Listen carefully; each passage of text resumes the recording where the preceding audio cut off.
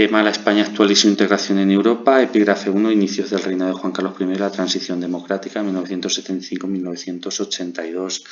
El sistema democrático retorna a España y es el que ordena la vida política actual.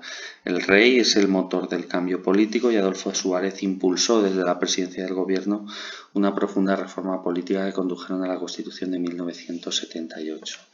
Bueno, una vez que muere Franco en 1975 se abre ese periodo que sería el llamado transición, que es lo que lleva todo ese proceso hasta la consecución de la democracia, que es la que tenemos actualmente.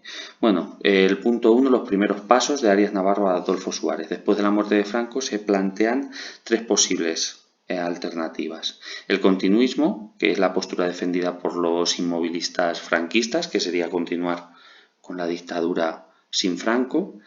La ruptura democrática, que es lo que plantean los que han sido la oposición al franquismo, que es la formación de un gobierno provisional, la convocatoria de unas cortes constituyentes y luego la reforma del sistema político a partir de las instituciones franquistas hasta alcanzar una democracia, que es la que va a optar. En este proceso el rey Juan Carlos I es fundamental, opta por la vía reformista y el régimen autoritario será desmantelado a través de un proceso de reforma política dirigida por Adolfo Suárez. En la imagen tenéis la proclamación de Juan Carlos 2 días después de la muerte de Franco como jefe del Estado español. Bueno, Arias Navarro, el gobierno de Arias Navarro, ya como sabéis, Arias Navarro era el presidente del gobierno cuando muere Franco. Entonces, el gobierno de Arias Navarro, posición política de diciembre del 75 a julio del 76. A la muerte de Franco, el rey mantuvo a Arias Navarro, incorporó a su gobierno a políticos de corte aperturista como Manuel Fraga, e inició algunos cambios de poca importancia. En 1976 se producen cerca de 18.000 huelgas, la más grave la huelga general en Victoria, donde mueren 4 trabajadores, y que posibilitaron pues, la unidad de la oposición, donde se unen la Junta Democrática del Partido Comunista y la Plataforma de Convergencia del PSOE, constituyéndose la llamada Coordinación Democrática o Platajunta, que es esta imagen que veis ahí, y igual pues conocéis a algunos como Felipe González, Santiago Carrillo o a la derecha Jordi Pujol, que luego será presidente de la Generalitat. Paralelamente, hay manifestación pro amnistía y movilizaciones en Cataluña y País Vasco a favor de la autonomía. También ETA reanuda su actividad terrorista y el gobierno está totalmente desbordado. Así que el 1 de julio Arias Navarro presenta la dimisión. Aquí tenéis la portada de ABC del viernes 2 de julio. Y 2 días después el rey nombra para la presidencia del gobierno a Adolfo Suárez. Tenéis aquí la imagen, Adolfo Suárez jurando el cargo. Bueno, pues Adolfo Suárez viene del régimen franquista, así que vamos a ver qué hace.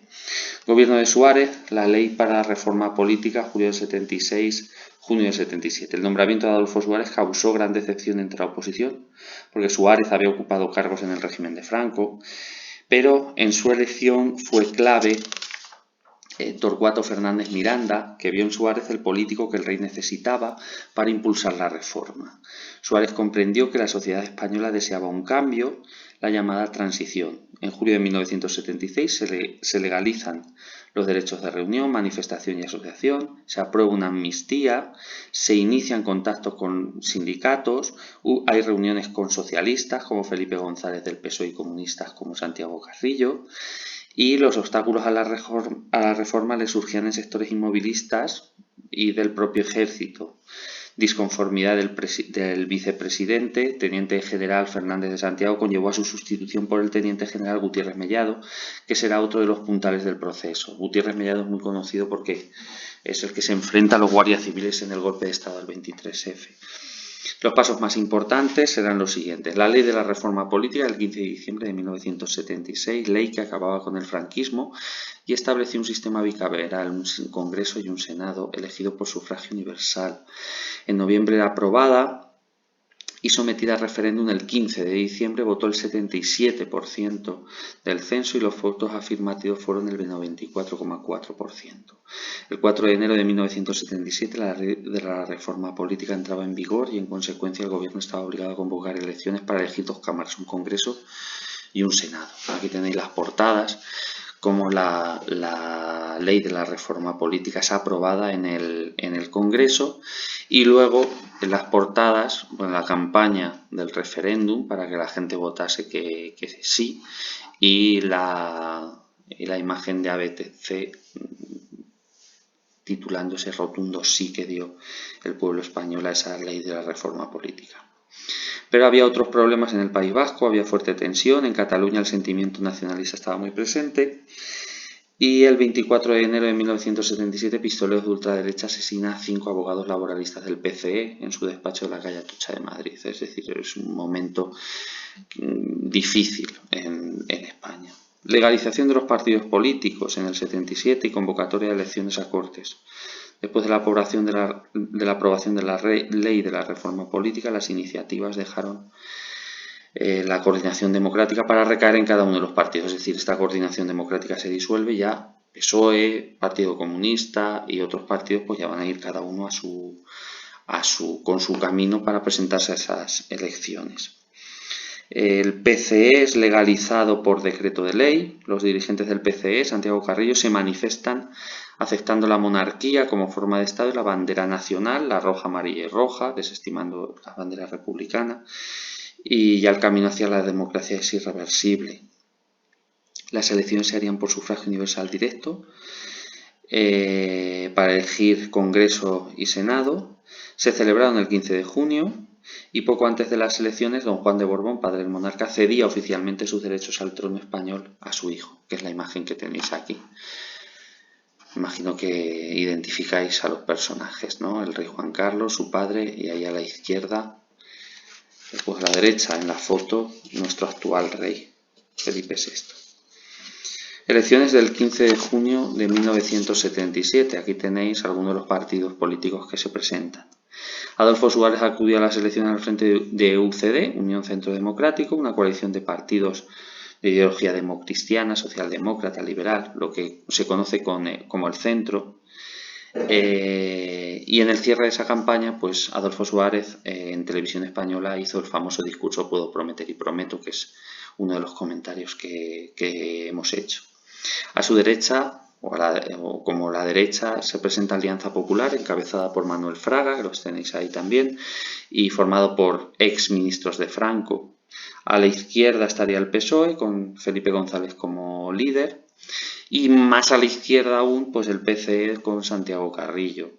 Luego hay otras agrupaciones políticas con pocas posibilidades electorales, y luego en Cataluña el PDC y el Partido Nacionalista Vasco en el País Vasco. Resultado de las elecciones, pues gana Adolfo Suárez, gana UCD, ahí con esos 166 escaños, y el segundo partido más votado fue el PSOE.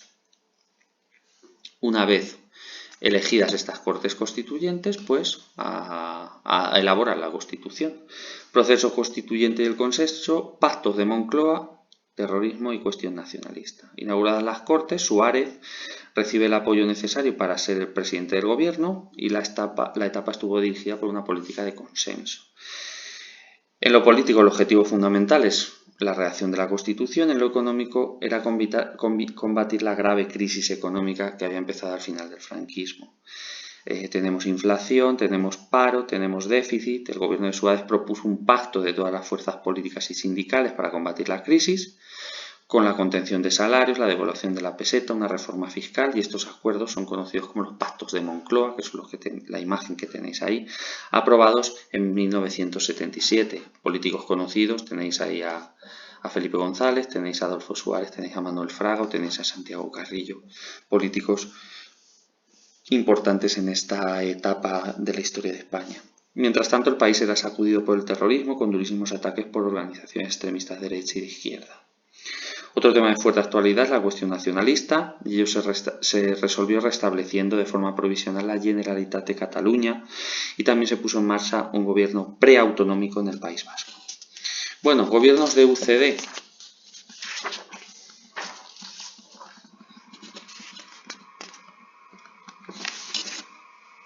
Adolfo Suárez, gobierno de Adolfo Suárez desde el 79 al 81, una vez aprobada la Constitución, que vemos en el segundo epígrafe, se convocan nuevas elecciones para el 1 de marzo de 1979 y UCD vuelve a ganar. El PSOE queda en segundo lugar. Los resultados son prácticamente los mismos. En abril también se celebran elecciones municipales y la izquierda consigue hacerse con la mayoría de las grandes ciudades. Las Cortes aprobaron los Estatutos de Autonomía de País Vasco y Cataluña de 1979. Se rompió el consenso, el PSOE con otros partidos acentuaron sus críticas al gobierno. En 1980 se celebraron elecciones autonómicas en el País Vasco y Cataluña, ganando los partidos nacionalistas, CiU, Convergencia y Unió, de Jordi Pujol en Cataluña, el PNV en el País Vasco. Sin embargo, los problemas principales de Suárez vienen del interior de su propio partido, donde los llamados varones pues obstaculizaron la labor del presidente y Suárez vio cómo sus apoyos se iban reduciendo. El PSOE, mientras tanto, ganaba aceptación, practicó una política firme y dura contra el gobierno y en mayo de 1980 Felipe González presentó una moción de censura que, aunque fracasó, le dio gran popularidad. Harto de esta situación, Suárez presenta su dimisión el 29 de enero de 1981 y entonces el rey designa a Calvo Sotelo como candidato a la presidencia. Hay una primera votación que no sale, en una segunda votación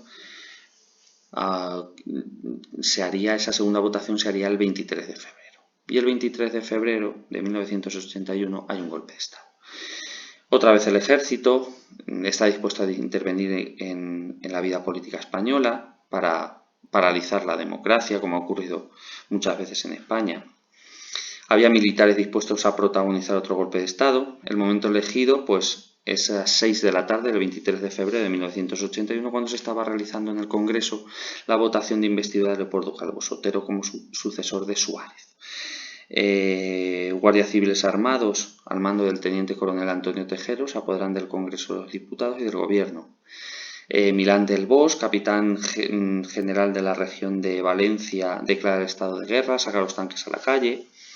La división acorazada de Brunet en Madrid ocupa las estaciones de radio y televisión y el golpe militar fracasa porque el rey Juan Carlos, como jefe de las Fuerzas Armadas, actúa con decisión para aplastar el golpe. Se contacta con todas las regiones militares para que mantengan la disciplina y la defensa de la legalidad y el día 24 a la 1:15 el rey comunica que el golpe había fracasado y millones de personas se lanzan a la calle a favor de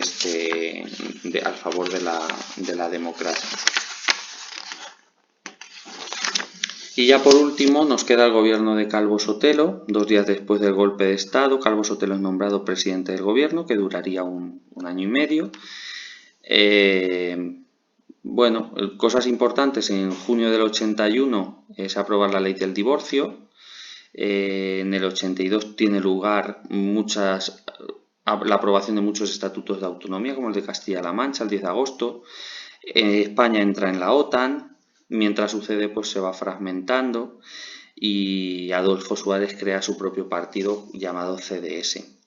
El PSOE, sin embargo, ofrece una imagen de unidad en torno a su líder, que es Felipe González, y así se presentan a las elecciones del 28 de octubre del 82, que será la victoria del Partido Socialista y el acceso a la presidencia del gobierno de Felipe González, que es el presidente más longevo que hemos tenido en España, que estará desde ese 1982 hasta 1996.